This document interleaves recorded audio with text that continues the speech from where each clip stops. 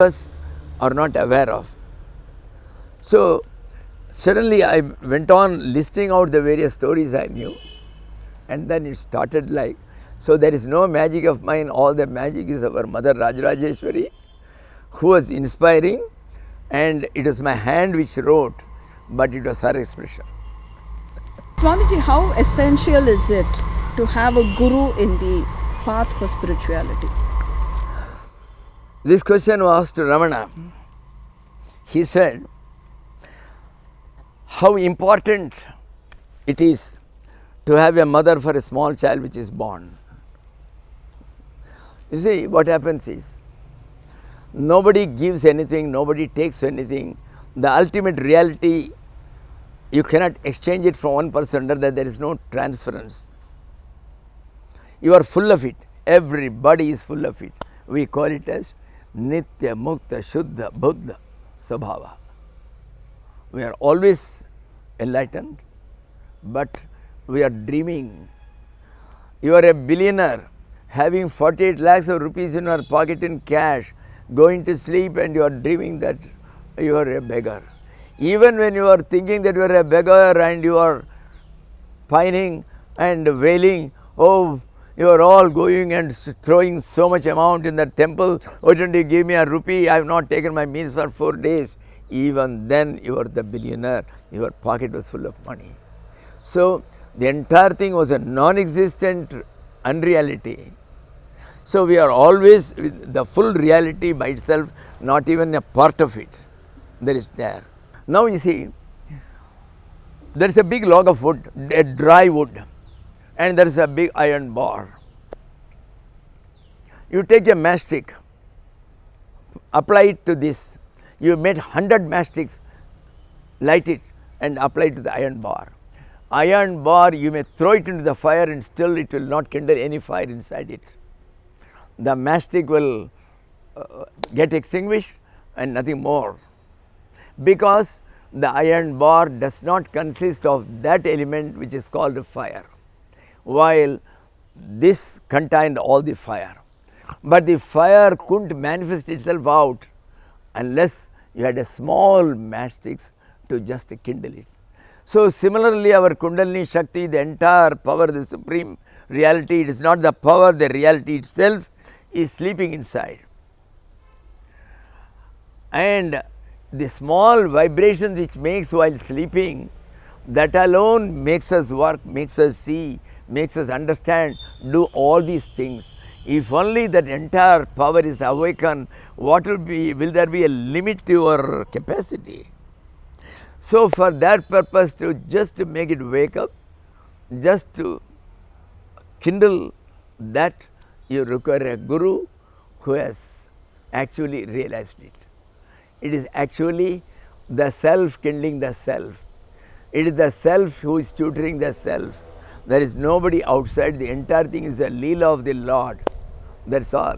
It is just like a child playing with its own pratibimba, with its own image inside the mirror. That's all.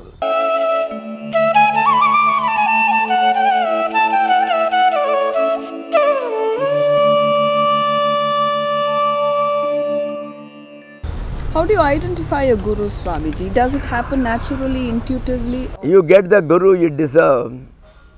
It is your longing and your fitness which brings the guru to your door. By any amount of your search, you can't. I will tell you a small story. There is a boy, he is aged about 23, he has heard about that guru is essential for spiritual evolution. So he said, I am told that in Rishikesh and Haridwar there are a number of gurus, let me go. So he starts from his village in the south and he is going. Just on the outskirts of his village, there is a small parade ground like, where under a bamboo tree, one thin, lean, one monk has been sitting for a number of years with some malas in his neck, and is always absorbed in his own self. He said he seems to be a holy man. We have seen him several times. So why should I not take his blessing before I go on this venture? He goes and bows before him. He gives his blessings. He said, Sir, I am going on the errand of finding a guru. Please bless me. And if you can, you seem to be a holy man. Can you tell me where exactly will I be able to find my guru like? He said, boy, I am not a magician, I am a monk. I can't tell you exactly where you will get, but I can tell you this much. In another 25 years' time, you will get your guru perhaps. And that guru will be sitting under a big mango tree like. He will be wearing a few rudraksha. He will be 90 years old. This monk was 60 years old. Don't worry, you will get him. You have got the right longing for him and you have to get him. Go ahead. So he goes for 25 years, he is not satisfied with anybody whom he sees. So frustrated like, 30 years have passed, he was 25, he is now 55 years old, he comes back home. The same parrot ground, the same monk is still sitting. Now he is a very old man with a white beard and he is wearing the malas. He is sitting under the mango tree. Suddenly it strikes him, Lord, I think this may be my guru like. What a fool. I have been searching everywhere for him. He goes and falls at his feet. He says, Gurudev, why didn't you reveal yourself at that time itself? You would have saved me all these problems of these travails of these 30 years. He says, boy, your antenna had to be refined. It is now refined. Now you deserve it. So I am your guru. So it is the longing which gets your guru. Parikshit, he knew he had only 7 days to live because of a curse. His mind is only at it. He says, I don't mind. Now I can only think of God. I want him. And his entire mind is full of it. And there assembled a number of sages. He asked them, look here, I got 7 days. Tell me what I can do, what I should not do, what I should read, what I should hear, so that I should be able to get that highest truth within these 7 days. All these people laugh at him. The fellow has been spending his time in hunting and in pleasures. He wants within 7 days. We have spent 10,000, thousands of years and we couldn't be sure whether we have got it or not. And this fellow thinks it a left hand play. But they keep quiet because he was a king. His mind is shattered, his heart is shattered to pieces. My Lord, all these great souls, Parashara, Vyasa, none of them could tell me a way out within 7 days. His longing itself attracts such a person, an Avadhuta called Shukadeva. He was not a sannyasi. There is a category called Atyashrami, which is beyond all the ashramas. They are considered the guru of all the gurus in the world. And Ramana belongs to that category. There have been only 4 since the beginning of time, and Shukadeva was the second one. And he comes there before him. He assures him, what a question you have asked. A question which will satisfy people for years to come, for yugas to come. The entire posterity will be benefited by that. And he has come there. It is his very longing which has attracted, and he was fit for it. A man who could in a moment throw away his entire kingdom and come there only with the idea of getting the Lord. He got such a beautiful one. He said, don't worry, within 7 days you simply hear me and you will get your moksha. So it is the sheer longing which gets you the guru. Swamiji, permit me to take a little liberty with you. What inspired you to take sannyas? A good question. See, what happened was, I had the satsang of various holy people, including the great His Holiness, the Chandrasekharan, the Saraswati, the Pontiff of Kanchi Pithadipati, who lived up to near about 100 years. From my childhood, when I was 4 years old, I was being taken to him. He was the first Mahatma I came across. He used to sit me by his side. He will take away his garland of bilwas and tulsis and put it on me. That's how it all started. That was a silent initiation I got from him. And I began to love it. When I was about 5 or 6 years old, I will go and take a colored sari of my mother and put it like this on my head. And my mother used to keep a long stick for putting her clothes on the cloth line up above. So I used to keep it in my hand. I used to parrot. I never knew anything about religion or spirituality. Nothing was there. I didn't know who that pontiff was even. My father used to take, that's all. I was simply enamored of him and his clothes. That's how it all started perhaps. But then it was all lost after some time. See, perhaps it all was there till 5 years old or something. Afterwards it was all gone, but even then I was going from time to time to him. He used to ask me, come on, tell some portions, Vakyartha we call it, from Tarka, from other places, and then he will say, tell some shloka, give its meaning and all these things. And once he put a big shawl around me when I was 10 years old. He came for a Pada Puja. Some 5 houses I had. I just went out of curiosity along with my brother. And he said, suddenly he called me, hey, can you do some katha? I said, I will. I did some, my father has coached me a little, some things. So I just began for about 10 minutes. He said, okay, okay. Then I came back to my grandfather's house nearby. They were all searching for me. They said, hey, where have you gone? The Acharya has been searching for you. When I went there, he put a big shawl around me. So this is how it happened. So, but later on, once I came across my guru and I was going to him from time to time, that idea of sannyas was revived. But I didn't have that vairagya. There was always a tug of war. There was always the hankering after all the sensuous objects of the world. Everything, food and all the things included.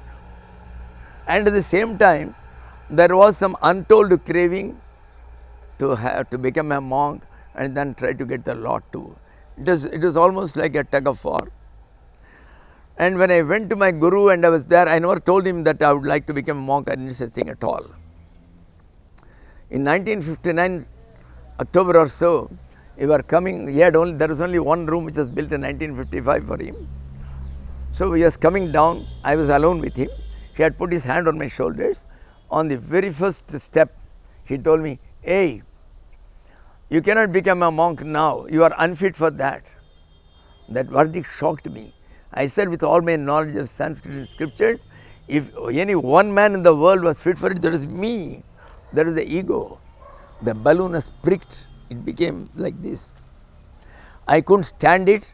I sat on the steps. I just violently took off his hand from the shoulders and sat. He went down. There were about 10 steps. On the last, he said, hey, why are you worried? Do what I say. Get married soon. Some samskara is left. And you will get what you want also one day, he told. So, that was his bhavishyavani from a guru, which had also helped perhaps. But again later on, 61, my Gurudev left his body. Then I was sent abroad by the government for about 5 years somewhere where I forgot God, I forgot meditation, I forgot everything. Office, parties with the few Indians who are there and going for parties almost every day or every alternate day, like completely forgot about this. That's all. And again it was revived when I came back to India. Somehow or other I was again drawn back to Guha. Somebody wrote me a letter. He somehow got my address. So again I went back with that monk. He was a Guru Bhai of mine. And I went there and it all started. Then again I continued. Even 2 years before my retirement, I was trying to get a deputation so that I can get 100 rupees more for my pension. The Vairagya was never there. But then, we were settled at Bangalore with the family. The boy was studying somewhere in Kharagpur. The lady of the house had gone to Madras for a part-time job of taking classes for AME students. I was all alone, somewhere near the Bannerghatta road beyond some Canara Bank colony or something like that. I said, oh, it is just like an ashram. I am perfectly okay. So I was deluding myself. And I was definitely in the later days after retirement, I was doing my meditation and all that. and I was also teaching Sanskrit first in Madras. I was a part of this Hindu Seva Pratishtana, who were teaching Sanskrit to people, conducting the 10 days course for speaking Sanskrit freely and all that. So something was being done at all levels, but the idea from becoming a monk was have all receded. One day I was sitting somewhere in 1991, May or June. I was simply sitting and browsing through the Vek Chudamani or something. Suddenly a voice came. That is the second time I heard my Guru's voice perhaps. Hey, you are so anxious to become a monk. What has happened to that all? You are leaving before next week. You have got 7 days. Get out, go to Uttarkashi to your Guru Bhai, and you become a monk. I had no choice. I didn't choose to become a monk. I was forced into it. Within a week's time, I settled all my affairs and all these things. And then I started and went to Uttarkashi. She said, we will give only on Shivratri day, so wait for another 6-7 months. In the meantime, you have done your brahmacharya, you have done your grihastha, be a vanaprastha here, go and beg your food from the ashrams, and then you leave here. So for 6 months, I was bringing bhiksha both for him and myself, and doing like that. And then automatically the thing came. So sannyasa came to me rather than I said that I sought sannyas. Swamiji, can you share with us a few of your mystical experiences, of your visions? You see, all mystical experiences, if ever there are, all are as good as seeing this world. All of them are in the imaginary plane. Ultimately, there is no mystic experience. You only know who you are. Where is the question of an experience? Experience means a reaction of your senses to the impact of the objects outside. When all the objects cease, when the subject knows I have only become the imaginary objects myself, where is the question of its impact on your indriyas? So the ultimate thing is a non-experience. So that cannot be described, and I don't think I have reached that stage perhaps. That's that. Krishna So has as given you such- darshan, Swamiji. Shri Krishna has given you darshan.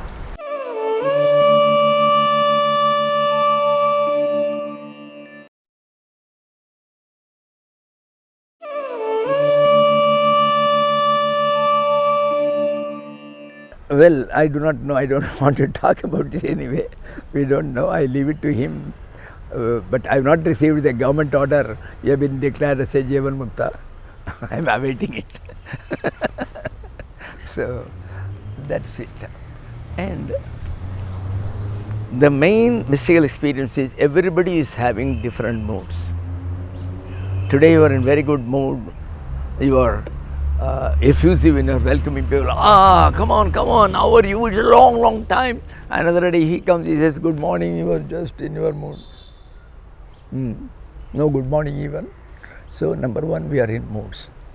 Number two, we are having alternating sukha and dukkha, happiness and unhappiness, sorrows, distress. Well, some of them we think are physical, but the Shastras say that all the distresses and all the dukkhas are all mental. There is nothing which can be called physical, because the body is jada, so it cannot have any experience. So it is the Chetana which can have the experience, but there cannot be an experience because Chetana is all alone. There is no other object. So either way there cannot be any Sukha or Dukkha. The entire thing is an imagination. That is what the Shastras say. So when once you reach a particular stage where you are happy and where you love everybody, everything, including the smallest of creatures which go on the road, you don't have any disgust with anything. Even the most disgusting things which are lying on the road, I have just touched it perhaps. Even that, when you don't have any disgust with anything, and when you have no change of moods at all times, you are bubbling with your own joy. And the effect of Sukha Dukkha, I wouldn't say they were completely gone, but it is just like a ball which is bouncing within a second. It is not like a mud ball which once it goes, it just gets depressed, it never gets elevated later on. Here is a ball, it may feel some sukha or dukkha for a second, but again it rallies back to its original state that is there. I would say these are the best mystical experiences which I have had. So I can't categorize them because it continues at all times more or less like.